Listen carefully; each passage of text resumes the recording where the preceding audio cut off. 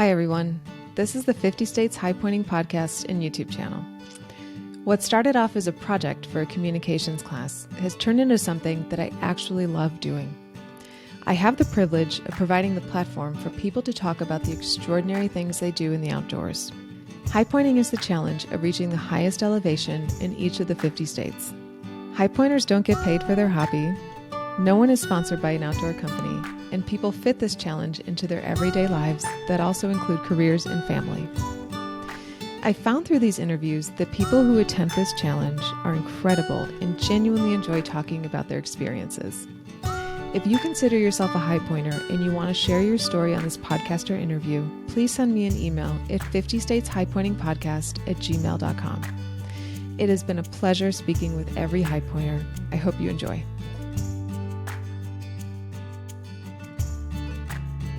Hi, everyone. Welcome to the 50 States Highpointing podcast. I'm your host, Lauren, and the highpointer we're speaking with today is Dan from Alaska. Dan, welcome to the show. Thank you. It's great to be here. Yeah, good to have you. So you have completed all 50 high points, and we'll get to that.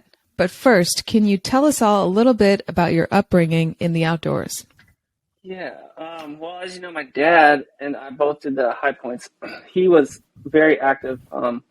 I think from his early 20s, and he kind of is the one that got me going in the outdoors. I think I did my first 50-mile hike with him when I was 8 in Washington State. So, yeah, he's always been very active and kind of dragged me along, which kind of is what got me hooked into it, through my teen years and then young adult age. So you said you started when you were 8 in Washington State. So did you climb Mount Rainier when you were 8? No, my dad, this is funny. My dad's always been into character development, and he believes that the best way to build character in young people is to push them in the outdoors. So he took a lot of teenagers, me included, on a lot of 50-mile hikes in Washington, kind of all over the state.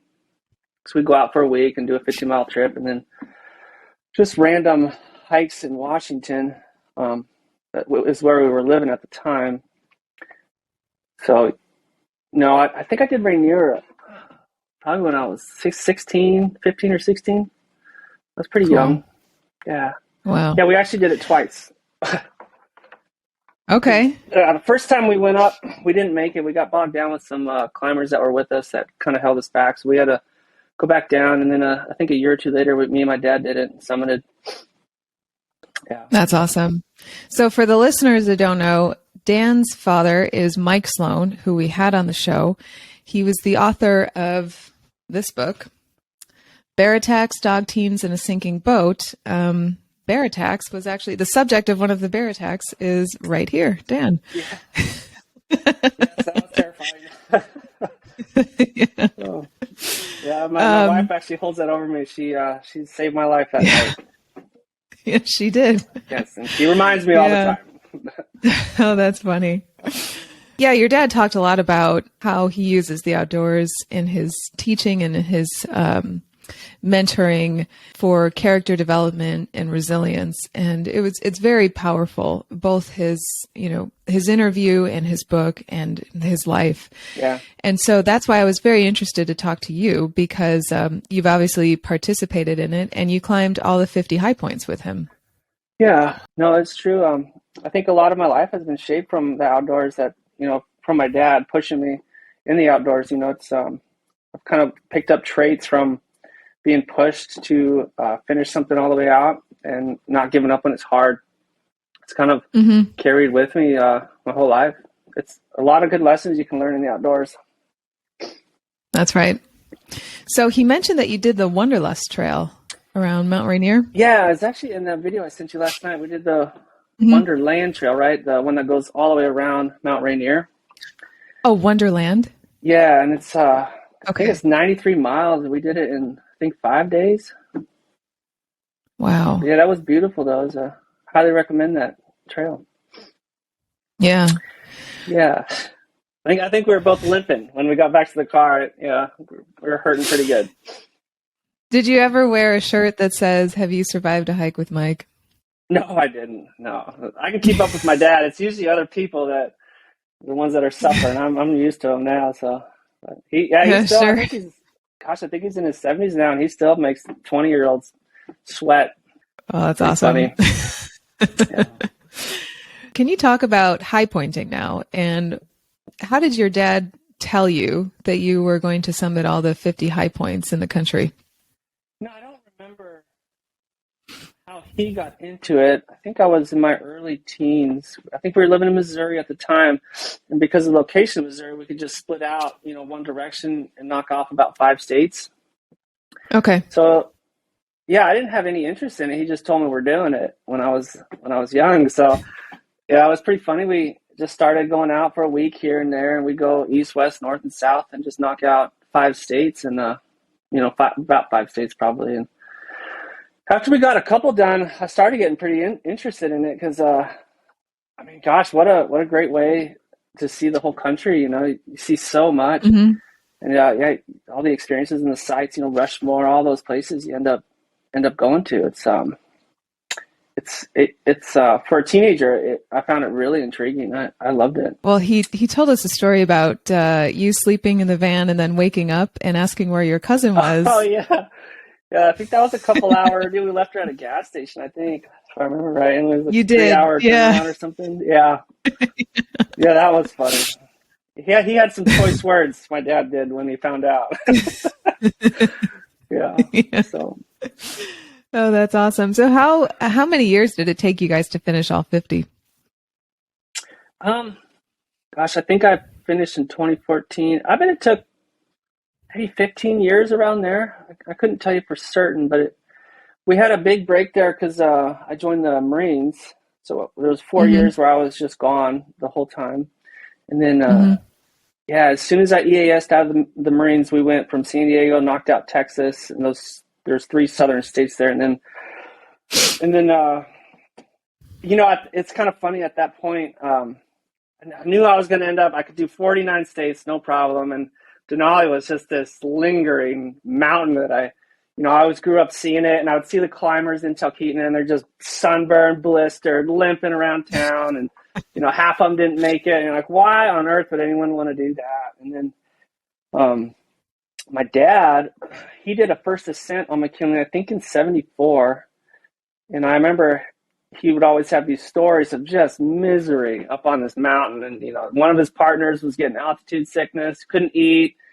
And then he came across some people that fell in a crevasse and died, and they had to rescue the bodies. Mm-hmm. It's just like, so we got so far into these high points where I was like, I can't just stop at 49, but I don't want to do Denali. It's just a mountain.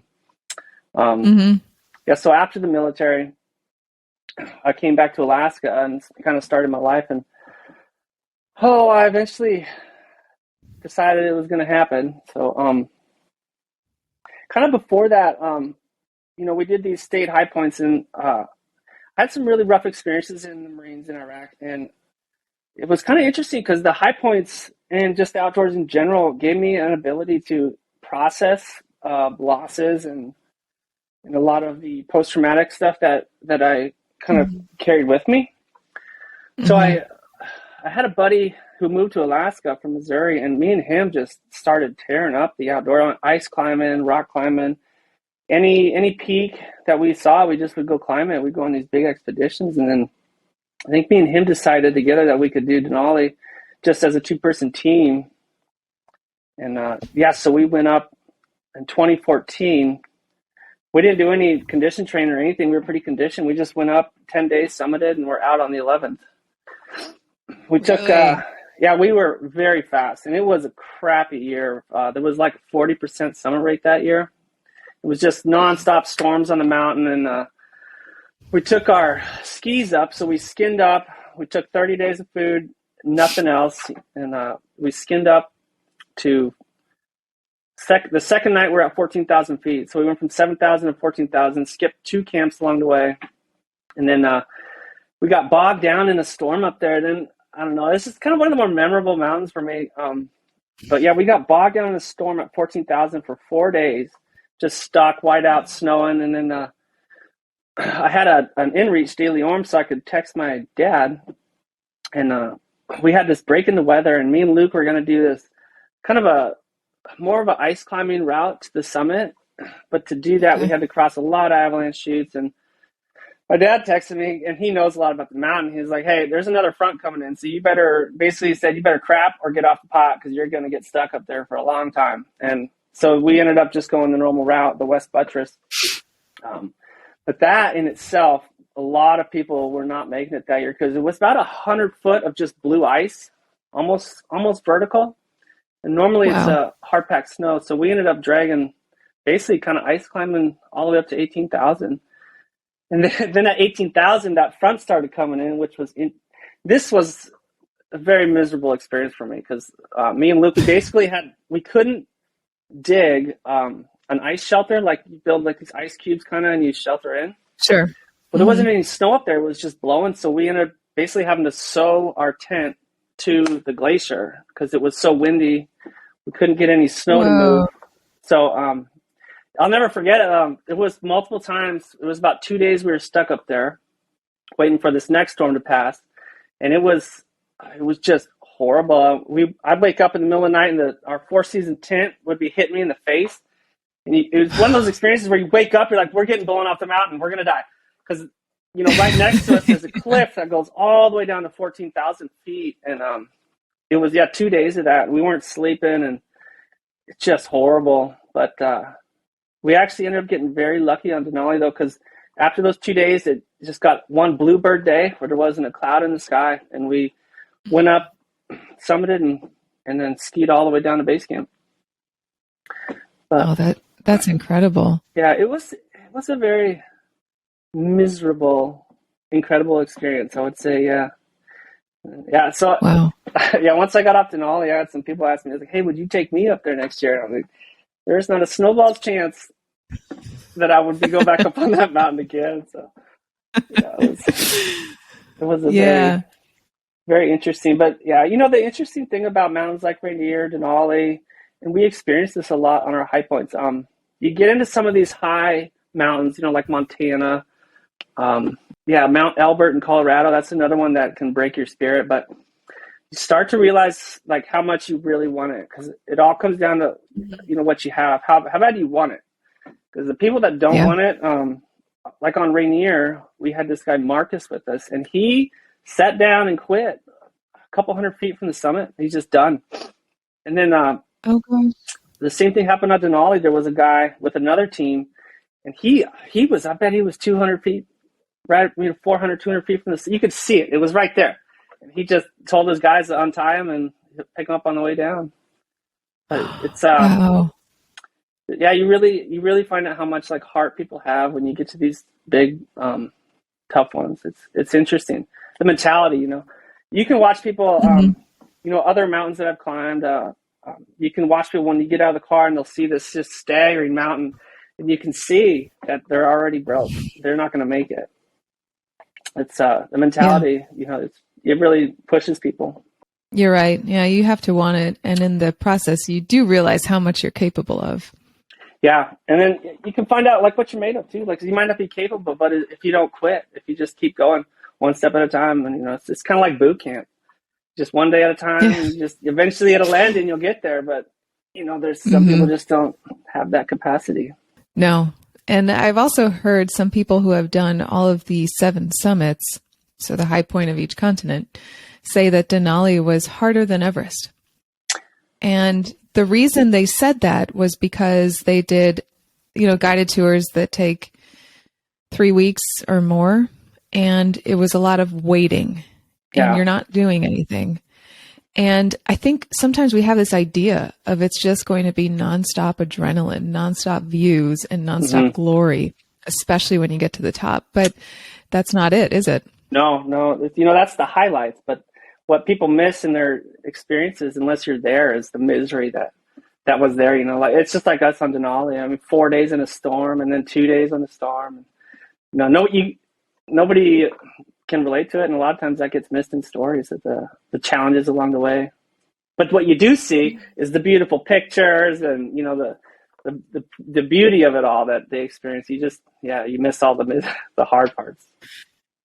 Right. Well, and that's what I like about your dad's book, was because he gives a lesson in every chapter, and sometimes that lesson was learned in a very difficult way. And so one of those lessons was on Denali, where he fell into a crevasse and got out.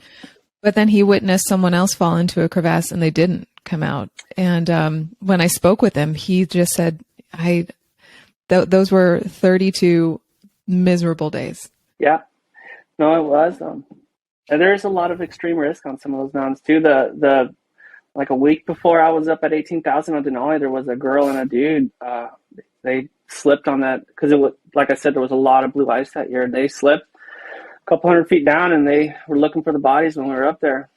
Wow. It's just inherent, with the as modern as we are, nature can be very brutal. Yeah, and humbling for sure. Yeah, and that's another thing.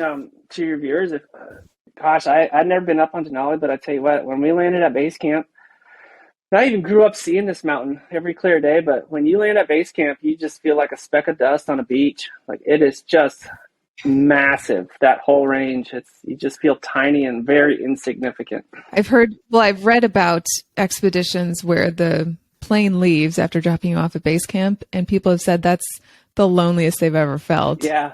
Was watching that plane go away. Yeah.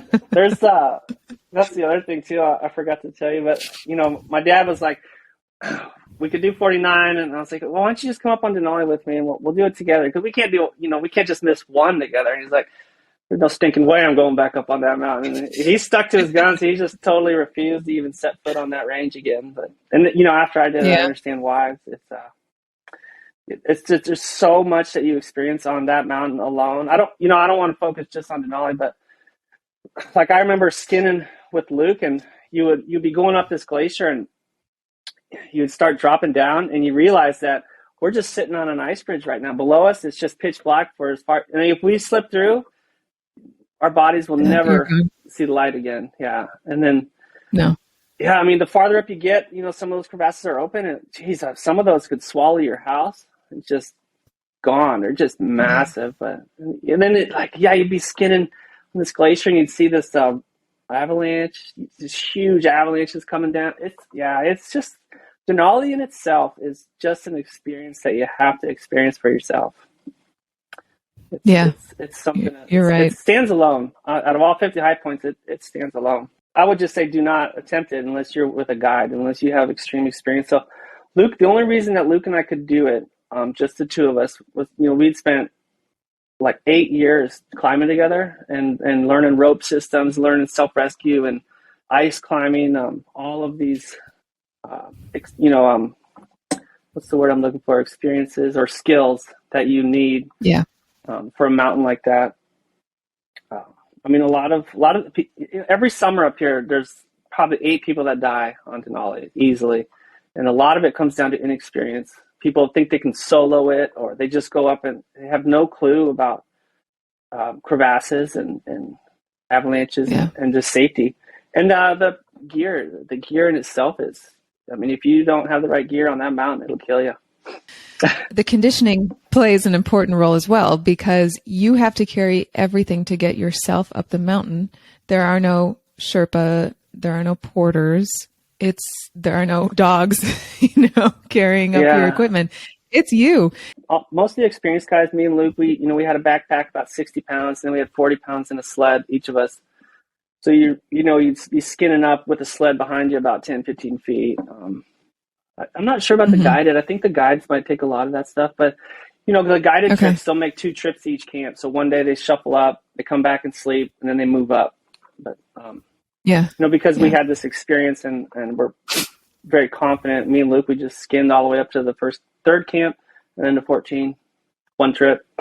So getting back to crevasses, now I've never been on Denali, but I have been on Rainier. And I remember the day of our summit where we had to climb over a ladder to get over a crevasse, and the sun wasn't up yet. So I couldn't see the crevasse below me, but I could hear water dripping from maybe like ice on a ladder or something into the crevasse. And I could hear the sound that drop of water made as it hit the bottom, and the echo that it sent up. And that alone told me, this is so serious. This crevasse is so deep. And then when we were coming down and the sun was up, I could see, as far as my eye could see until it just went black. And I'm like, wow, this is incredible. Yeah. In a very humbling way.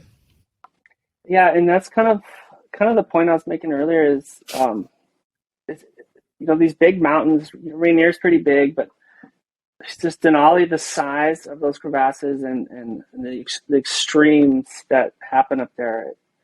It is very humbling. Yeah, it's very humbling, and in a way, it's kind of scary because there's nothing like being up on Denali to teach you that you're on your own, and if something goes wrong, it's up to you because. Yeah. Like if you get sick up there, it's up to you to get down. Like no one's going to come carry you down from 18,000 feet.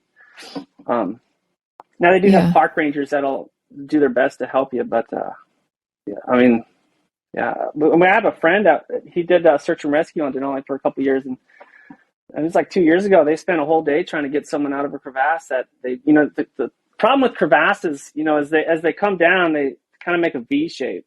So if you fall in, the speed of your fall, there's a chance that you might get wedged in there, and you might not get out. But, he told me they spent like an 8-hour day trying to chisel this guy out because he was down kind of close to base camp. Wow. Did you grow up in Talkeetna, or did you end up moving there later in life? No. The life story, it's kind of interesting. My parents were in Bible school in Canada when I was born, and then we lived in Nepal in the Himalayas for a while. And then from there, we moved to Washington, and then Washington was where I kind of started getting into climbing with my dad. And then we moved to Alaska, which is, the lower 48 is kind of tied down with, you kind of need a permit to do anything. But you come to Alaska and just see it, you do it. Nobody needs to know. There's no permits. You just do whatever you want. It's really? Just such a vast state. It's just massive. But once you get up here, we just started climbing. There's mountains all over up here, and then from here we moved to Missouri for a while, and then Missouri was where we started doing all the high points because it was kind of a central location in the lower 48. And then from Missouri, I went to the Marines in California, and then back to Alaska. I've kind of been all over. What were some memorable high points that you and your dad did in the lower 48? Yeah, so the lower 48 is it's kind of like I was saying. It's there's so many beautiful spots down there. Probably one of the more memorable ones, and I liked it so much I ended up doing it twice with Luke again, was the Montana Granite Peak. That mountain, it's just beautiful. Montana, Wyoming, both of those high points were beautiful. Just the whole hike in, the ranges and the rivers and the summits. I think Montana was probably my favorite, though. I really enjoyed that one. Then I went back a couple times with Luke and did some rock climbing around that area and kind of up on the summit. Okay. Yeah. Wow. Yeah, Montana, hands down, was probably my favorite. Oh, that's awesome. Your dad said that he would do Wyoming again if he had to. Yeah, and I would say Wyoming would be my second. That was another beautiful one. Never forget, the valleys there and hiking up in the summit. That area, that whole area is just amazing. And those are some of the more technically difficult high points in the lower 48. I've never done them, but I've heard that. Yeah, Montana's technical for sure. It's a pretty good rock scramble, so you have to have some rope experience or be very confident. We didn't rope up for any of that stuff, but we're very, very skilled, at climbing rock. So, it's as a whole, the Highpointer is pretty interesting. You go to the East Coast, you got the Appalachians. That's pretty in its own way. Pretty areas over there. But then you go to the Midwest. It's like you're summiting the high point of Mount Sunflower in Kansas, and there's cows next to you. And, the Cascades, the Rockies. Those are the real memorable ones for me. Was pretty much all the Rockies, the Cascades. Just amazing experiences. Especially like Wyoming, a couple days in, a couple days out. Really, it's interesting. It's kind of a side note, but as you travel through these states, you kind of see the different cultures across the country. It's like the East Coast. My takeaway from the culture there is people are kind of crabby. They're not very friendly or open. It's kind of like everyone's internal on the East Coast, and then you go to the Midwest, and people are super nice and open and Yeah, it's interesting to see the different cultures in the States as you kind of go around and do these. Did you do Mount Hood during a regular season, or I know your dad had a winter attempt story.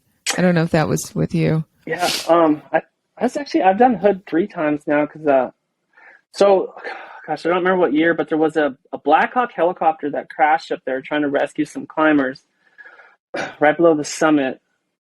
I don't remember what year it is, but we went up right after they had recovered the Black Hawk. So there was like helicopter chunks all over, which was Whoa. interesting. Okay. We didn't make it that year because there's a huge face up there and there was a lot of rocks falling down, so we just opted out. But then I think it was the following year we went up and summited, and then one of my friends lived around there and he wanted to do it, so I ended up taking him up, which was a horrible idea because we got into a snowstorm up there and we ended up getting lost. And I was actually getting pretty nervous because it was just white out. We couldn't see anything. We had no idea where we were. We just knew we were going down. And I think from the luck of the draw, I saw a ski lift light. And so we booked it that way. And gosh, I just remember thanking God that that we saw that because, you know, these big mountains, like I'm saying, it can get serious very fast. And I mean, you read about people dying all the time. They get stuck in storms or they fall. And that was one of those experiences where I was just, I thought it was going to get bad. Wow. But, you know, you luckily, could have ended up in the news, yeah. Which is a bad thing. Or like some park ranger announcement of like what not to do. Yeah. Don't do what this guy did. You know. Yeah. So would you say that your military training helped you in any of these high pointing endeavors, whether physical or mental? Yeah. You know, the funny thing about growing up with my dad and doing all this outdoor stuff is when I went through the Marine boot camp, physically, I was kind of thought it was a joke. It was nothing really challenging to me. The mental side of it, boot camp was challenging, you know, because they have a way of breaking you down mentally, and that was hard for me. But you know, once you get into the fleet, it's a lot of hikes and a lot of stuff that my body was just used to. You know, wasn't hard for me. Now, in saying that, I did go because of my experiences. I got sent to a mountain warfare training center school called Assault Climbers, and in that school they teach you how to, you know, rope systems, knots, climbing. They make us climb cliffs at night with no lights, so you're just feeling. Okay. And that school actually helped me a lot because once I got out, you know, I had all this knowledge of just crazy rope systems, knots, and rock climbing. So that helped me a lot through all this because of the knowledge I learned in that school. And where is that course? Is it in California somewhere? Yeah, it's up in Bridgeport, California. They have a huge, or not a huge base, but they have a base up there that, you know, they do all these different high altitude mountain schools. Okay. So it was after that then that you did Montana? No, we did Montana before I went in the Marines, but I did it again after I got out with Luke, the climbing partner. Oh, okay. Do you have any stories of lower 48 high points that did not go very well, apart from Mount Hood? Yeah, I mean, like something that you thought would be really easy that just was not. It was, you know, it's funny. The East Coast, there was a couple high points there. I'm just going to say it that we had to sneak up to because, you know, our tempo, you know, we'd leave Missouri and you want to get these 5 states because you don't want to have to backtrack later. So you get to this one state and it's, you know, it's daytime only use or something. So, if you look at our high point pictures, there's a couple that are at night, pitch black, and most likely it's because we had to sneak around a gate and just sneak up, take a picture, and leave. so those ones were funny. And then, I mean, you always have your fails. I think, you know, the thing about doing these high points is on these big mountains, you have to know when to quit. You have to be able to realize that this is not working out well. This is going to get serious. We need to stop and we need to turn around. Especially for mountains like Rainier, Hood, Denali. You know, there's a thing called summit fever, and people can get that, and they can get themselves in very bad situations just because, you know, you get so close and you're like, I'm right here. I've done all this work. Let's just finish this and be done. But a lot of times that attitude will get you, in a position where you might not make it home. So Yeah. you have to have the maturity and the understanding that we just need to stop. Like, we can't proceed anymore. Maybe it's someone in the group, maybe it's you, or maybe it's the weather, conditions. Yeah. And sometimes people think, well, I spent all this money. Yeah. And, and I got all this time off from work. Right. I have to get up, Yep. It all plays into that summit fever that, I'm talking about. You have to be willing to just stop. Yeah. Not worth it. I mean, in the long run. Yeah. I mean, there's what is it, that Into Thin Air book came out a couple of years ago. Oh, of course. Yeah, John that's a Krakauer. classic example of the summit fever, and then next thing you know, that guy's calling his wife on the sat phone saying he's dead. Yeah. Yeah. Naming their child. Yeah. And that's a big takeaway. I would think, if I'd pass on anything to the future high pointers, you got to know when to quit. Yeah. I mean, I was turned around on Whitney. We tried to get to the summit early March, so it was still winter. And, the wind was at 50 miles per hour. The wind chill was minus 31. When you were describing your tent hitting your face on Denali, that was the same thing on Whitney. We were just in the storm. Right. And the guide that I went up with, because I was not experienced, I had climbed Rainier before that, but that doesn't mean that I can just go on my own. So I went up with a guide, and they said that there was a risk of avalanche and we were just going to go down. And they made a joke about how no one is going to lose a finger or a toe on Mount Whitney. Yeah.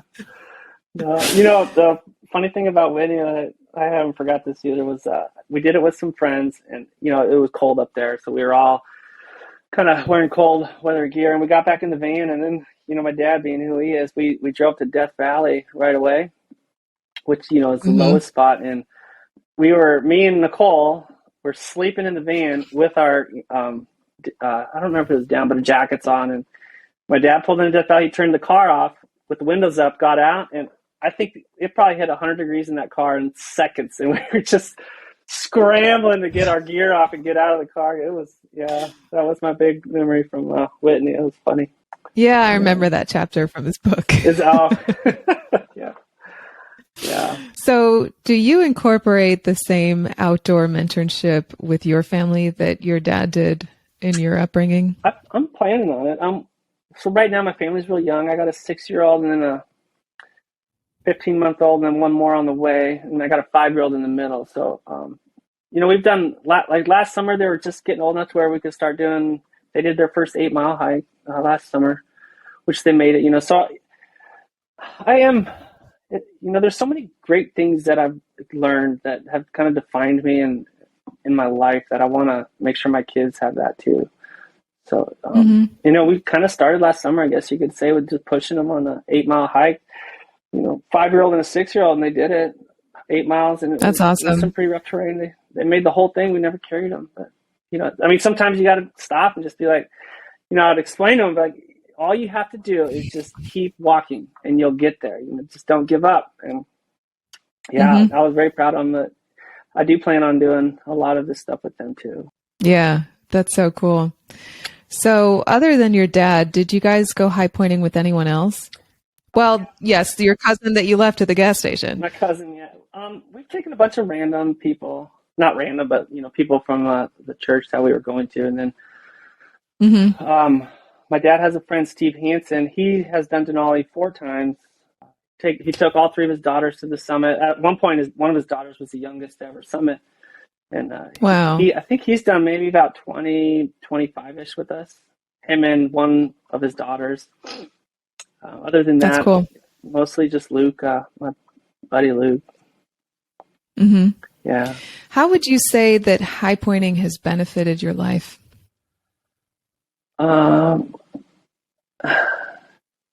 As far as who I am and just the ability to be mentally strong and not give up on things. If you put that you're in the Marine Corps on a resume I've found, and then also that you've done all 50 high points, people are very impressed with that. I think that's helped a lot. I know for this job that I've been working at, they were very impressed with that was on there, you know. I mean, there's been a lot of benefits to it. You know, as I get older, though, I think one of the biggest benefits was just the time that I've had with my dad. Yeah, it's quite an experience. You know, I don't know. Maybe in my teen years, I didn't know that I should be appreciating this, but as I've gotten older, I'm like, man, that was just such an amazing time that we've had together doing this. Of course. Wow. This is about the time where I ask people what their next high pointing goals are. But no, you know, I don't know. I'll probably, I don't know. I don't know if I will do these with my kids. You know, the older they get, the more I start thinking it would be fun to do it. You know, I got 3 boys, and might just take my whole family on a bunch of them. mm-hmm. You know, geez, I don't know. I haven't decided yet. It's a lot of well, you've completed it, so a lot of flying, and I'll tell you what. One thing's for sure: I'll follow my dad's footsteps and never go on Denali again. That's for sure. Living in Talkeetna, did you ever run into a lot of tourists or climbers? I mean, you said you saw them coming off the mountain blistered and stuff. Yeah, Talkeetna is a major tourist town. It's the kickoff point for Denali too. So all the climbers go through there. Your summers are just, the whole town is packed with tourists, climbers, and yeah, it's like I said, you can always pick the climbers out because they come down. They got raccoon eyes and blisters, and they're wobbling around. Yeah. Do you see them before they go up and then when they come down? You know, I probably wouldn't pick them out before they go up, unless they're wearing climbing gear or something. But yeah, you can spot a guy who just got off Denali in an instant in that town. They're just, you know, it's kind of interesting. You know, Denali, you get sunburned up there so easy. It's because you get the sun from the sky and then it reflects off the snow. So it's just, you're getting it at all angles. Is there anything else you want to say about not just high pointing, but the outdoors, maybe to somebody who, I guess, think about somebody who doesn't have that in their life, maybe because they never had a person in their life like, you know, your dad, to bring that to them? More and more these days, it's easier for people to have an excuse not to do something that they kind of want to do. Like, it's easier just to sit on the couch than get out and, you know, being to all these states. I've kind of found that no matter what state, even Kansas, the flattest state, there's always something neat that you get out and do and experience. You just have to do it.